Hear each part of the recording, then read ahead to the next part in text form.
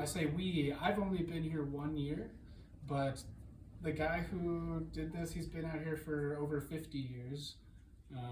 And he's just started building out of trash, and it evolved into a international building company. We are always educating folks on how to build this way, trying to get people to be more in tune with the natural physics of our planet to give us sustenance, basically. These are buildings that are designed to take care of our basic human needs, which we've narrowed down to 6 things. So we have garbage. That's the first most prominent principle of Earthship, is we build out of lots and lots of tires, cans, bottles, really anything that we can get our hands on and use. About half of the building will be made out of perfectly good building material that otherwise is just going to be in dumps, So for our load-bearing walls for the foundation of these buildings, we use rammed earth tires, and they are, like you would imagine, tires that are poured with dirt, and we just take a sledgehammer and wail on it until it swells up to like 200-300 pounds. And we have cans and bottles for the non-load bearing stuff, and it acts as the form for whatever mortar we use. We can use concrete or adobe, or cob, same thing. The clay content is very rich here in this part of the country, so we just use the dirt that's under our feet. So yeah, we build out of lots of junk. We need to do something with it, and we can build houses out of it. We need comfortable shelter, so these heat and cool themselves without any kind of infrastructure due to that thermal mass that the tires and the just density of these buildings provide. They're all facing south, so to allow for passive solar gain. In the winter time, we stay nice and warm. When the sun is low, we stay nice and cool in the summertime when the sun is high. That's the gist of it.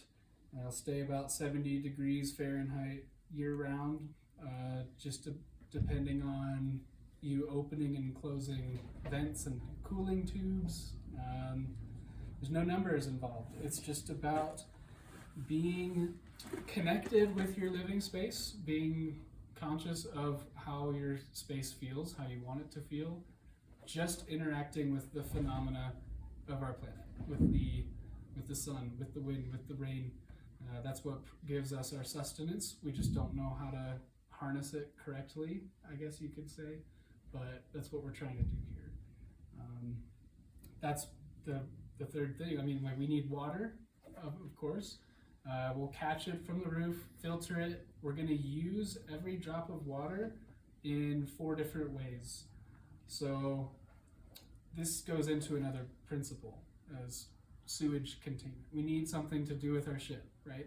So let's say you take a shower or you wash your hands, whatever that first use is. The gray water is going to be watering these plants, bottom watering them, so the roots can tap directly down into it. There's a recirc pump to get that water moving through there as much as it needs to. It gets filtered, and when you flush your toilet, it brings that gray water that's already been used as a shower. It's already watered some plants.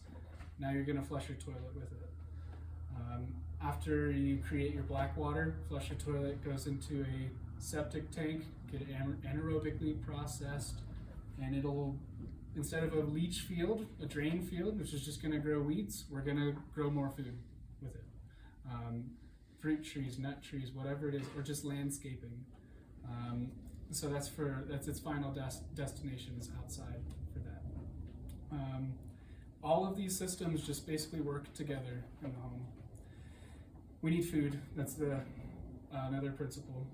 I don't know if that was 4 or 5. We grow food year-round with the help of our own sewage. And then electricity. It's one of our human needs these days. Of course, you can kind of debate that, but we need we need to spread the word like we're doing now. We need internet. We need. We're in the 21st century, you know, and we don't have to worry about that whatsoever because of how much sun we get.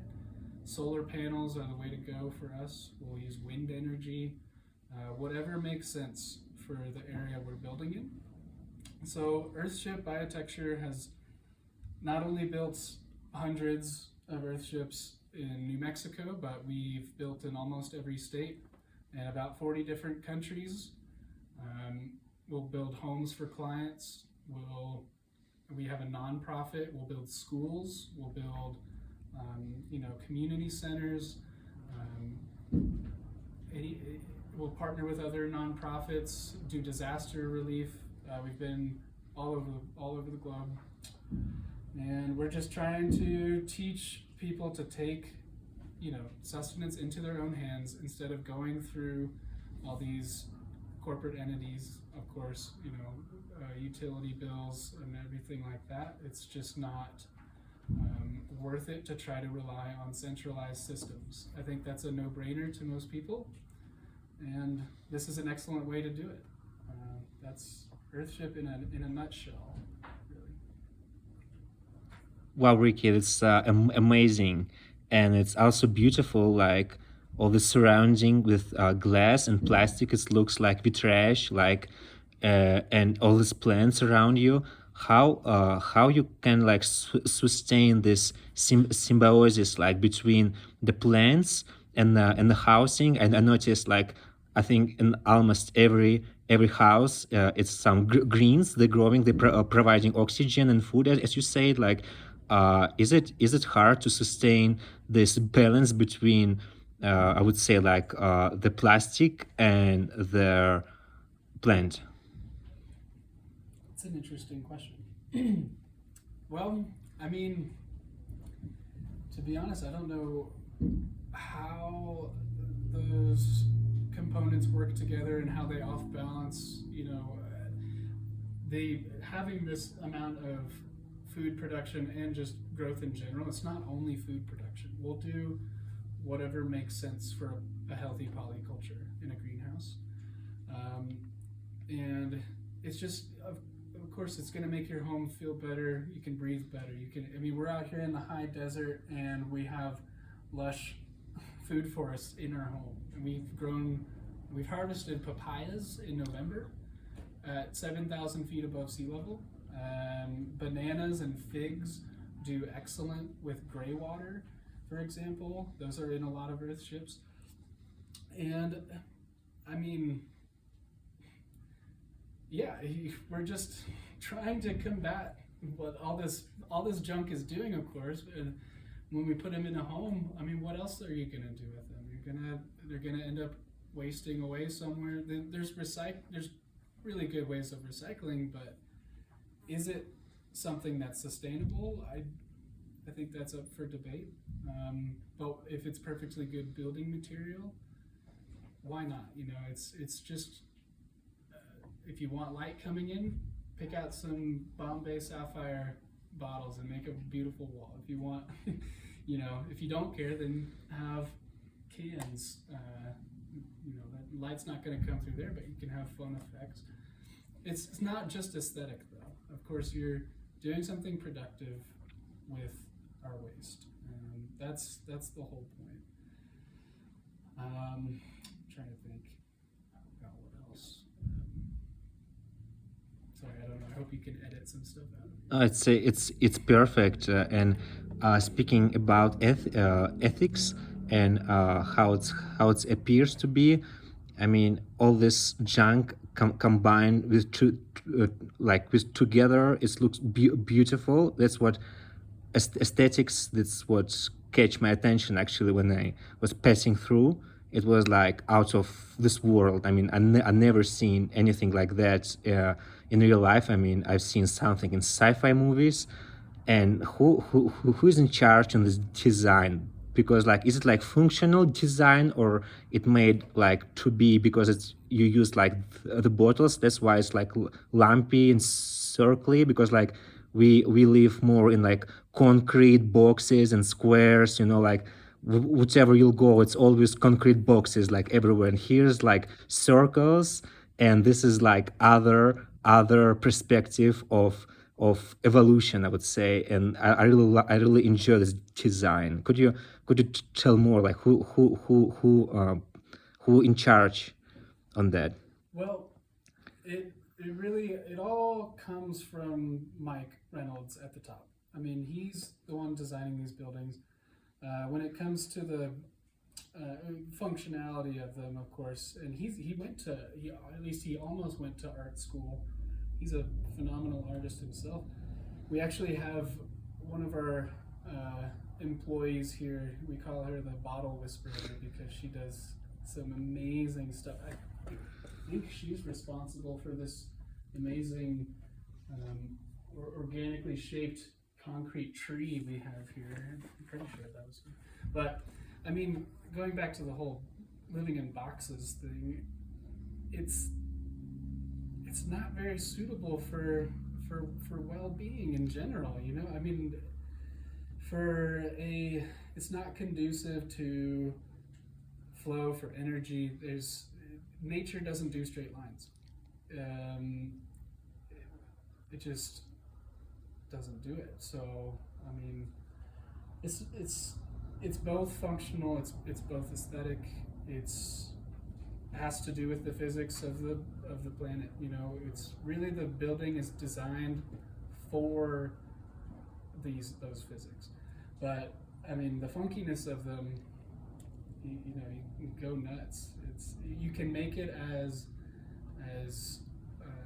simple. You can make it as modern as you want. I've actually seen some ridiculously fancy Earthships that have all these automated windows, and it kind of, I don't know, looks, in my opinion, I mean, to each their own, but it's just done differently. We've got some folks coming in here. He's going to be confused. Sorry. Oh, Hey, Nick. you got a tour in here? Yeah, kind of. No worries. There's Pablo. What's going on in there? Nothing. We're just kind of filming a little thing. I got some chairs out of there. Yeah, I gotta move all my shit out of there right now. Oh, okay. We're in your way? I mean, not right now, but it's all my tools. I gotta start moving shit because this shit had moved in there outside right now. Okay. Fun example, this guy is building his own house, not here, but out on the mesa nearby. He's making a 120, 130 square foot hut, Earthship, and he's only spending around about $10,000. And this is a home that's going to take care of him, you know. There's no utility bills, I mean, you got property taxes. If you need Wi-Fi, you got a Wi-Fi bill. Got friends, come teach them how to build. That's what Earthship's all about, really. It's just inspiring, encouraging, enabling people to build in a more sensible way. And going back to that fancy Earthship I was talking about, our purpose here is to introduce a new paradigm of building. It's a new way of thinking about housing. So you can take that and do whatever you want with it.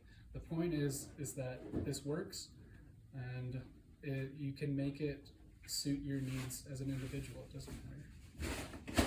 Wow, Rick, speaking about friends, how to help this project? Like, it seems it's an international project, so how people can enroll and help? I noticed in Colorado University they have even degree of this biological, like friendly, eco-friendly construction, so people can learn and study and be like, and can have mastership in this. But how can people help you? First of all, follow us on our social media. See what we're getting ourselves into. We're constantly juggling projects. We've got a crew in Montana right now. We're building a school in Haiti. We've got a school in Puerto Rico coming up. We build all over the place, but if you want to come learn with us, you got to come to Taos and attend an academy, or at least do an internship. All of this can be found on our website, and it's if you do the academy, you are getting the whole package. You're staying here on site in an experimental basic Earthship. You're surrounded by like-minded people who are all coming here for the same purpose. You're getting classroom lectures, you're getting labs on how to do solar electric systems and water filtration, and you go to the job site. There's always 2 or 3 job sites going on at least, and you're put in a group, you're rotated around. That's the academy. It's a very intensive program that's very well worth it. Our internships are just 3 weeks long of hands-on help. It's a great way to just come out here, and I think it's only $150 plus housing. If you're a camper, you can find land to hang out. What'd you say, Nick? It's around 500, all things considered. It's 150 plus. I thought it was 500. Well, on the website it says 150. You have to confirm for yourself on the website. But that's how you work with us. You can sign up with your email to get newsletters from us. We're always telling people what we're doing, and just come get involved. Come to Taos without a plan. That's what I did, and I found my home. I mean, if it's not your home, Taos will tell you where it is. And it's a good group to feel that out with. That's all I have to say about that. But look us up on YouTube. That's one of my favorite things to do. We've got 11 years worth of content out there, and you can see where we've been, what it's like to work with us, the kind of crew members you'd be working with. Just follow us, keep in touch, come visit us. Well, Rick, thank you for this interview. I so amazed in your project because it's really nice example of how it could be, how it will be in a new Earth, in next generation, how our kids will be evolving the society and the balance between artificial and organic, the perfect balance. And you're the greatest example, because you're on the practice. And I wish you a lot of new like-minded people who will come and help you. And I wish you all the best in your project all over the world, because it should be international. It is international already, and this is the best sign we could get for now. The future is bright. Thank you, Rick. Thank you, man. Blessings. It's bright because of you and the people watching this video. So, thank you. Thank you, Ricky.